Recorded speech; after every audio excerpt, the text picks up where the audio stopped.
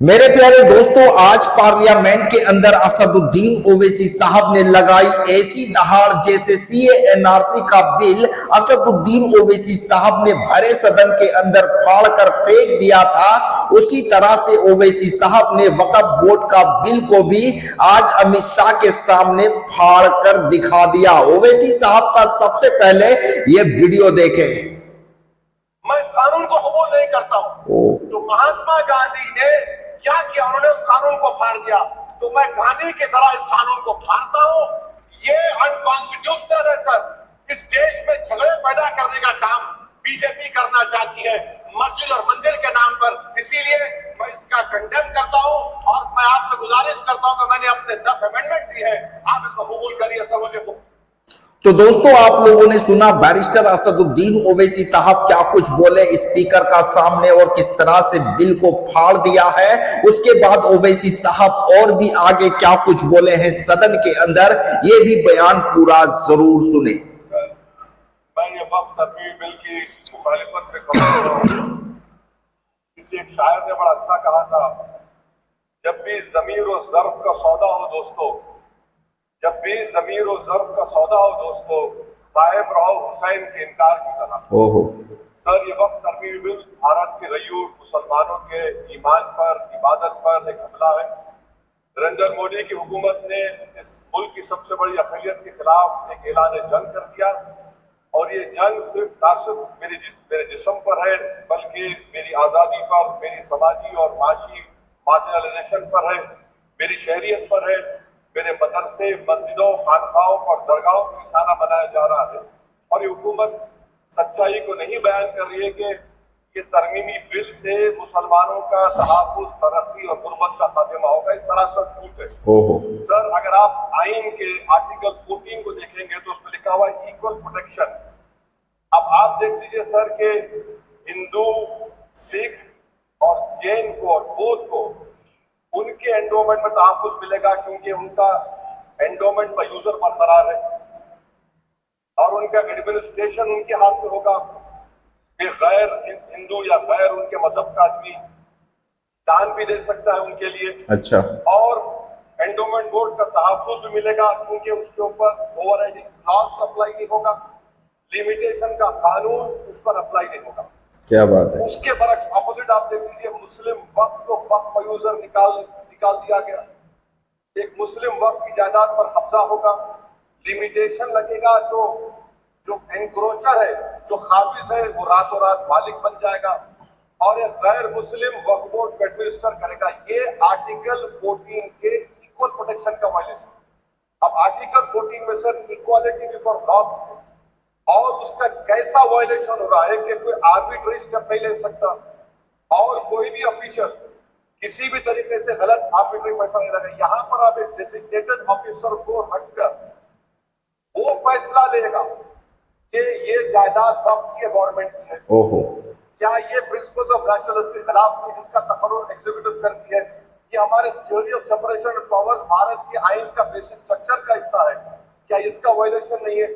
Sir, article 25 का violation कैसे है कि आप मुसलमानों से वक्फ का यूजर छीन रहे हैं और फिर आप गर्व कर रहे हैं वक्फ औलाद को, मगर वहीं पर दूसरे धर्म के मानने वालों को उनके मजहब पर चलने की पूरी इजाजत है। लफ्ज जो आर्टिकल 25 में इस्तेमाल हुआ सर, इक्वली एंटाइटल्ड, यहाँ पर मुसलमानों को इक्वल एंटाइटल्ड नहीं हो रहा।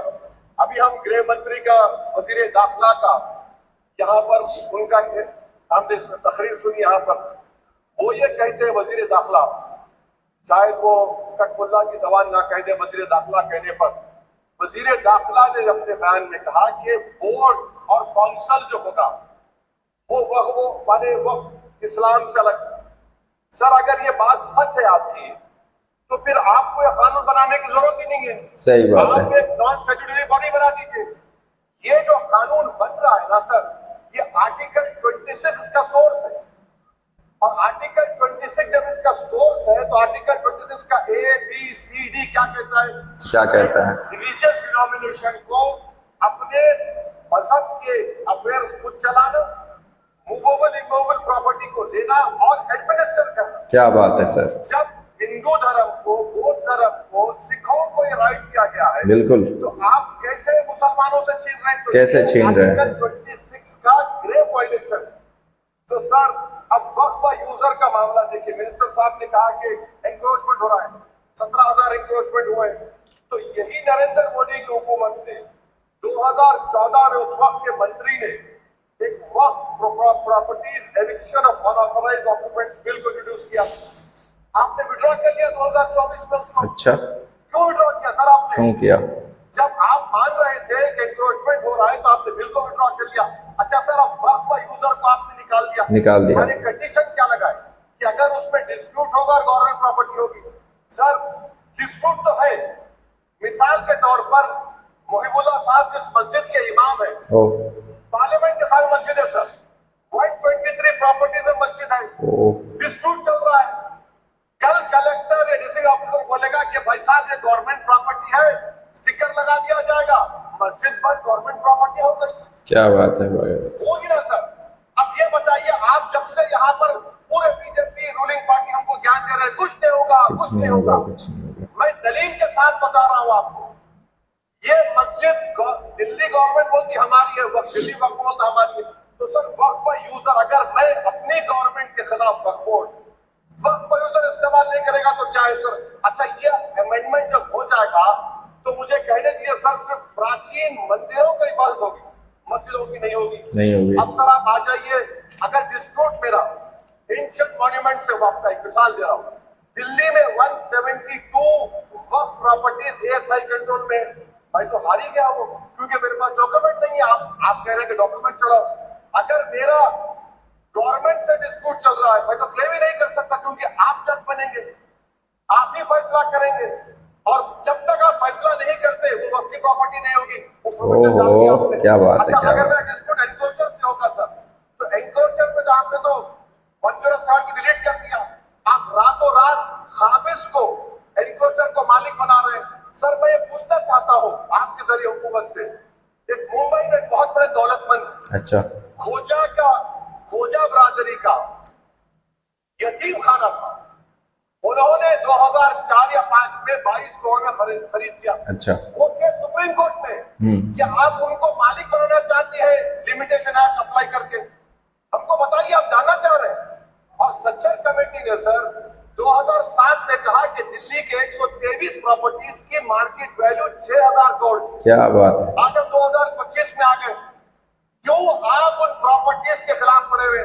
1976 में उस वक्त के वजीर आजम इंदिरा गांधी लेकर, बहुत खूब, बहुत खूब। तो दोस्तों, आप लोगों ने सुना एमआईएम पार्टी के सांसद असदुद्दीन ओवैसी साहब वक्फ बिल को फाड़ दिया पार्लियामेंट के अंदर, और ओवैसी साहब किस तरह से अपने सारे बयान को रखे स्पीकर के सामने। आप लोगों को कैसा लगा कमेंट सेक्शन में जरूर बताएं। अगर ओवैसी साहब के सच्चे सिपाही हो तो इस वीडियो को तमाम लोगों तक शेयर करें। फिर मिलते हैं एक नए वीडियो के साथ।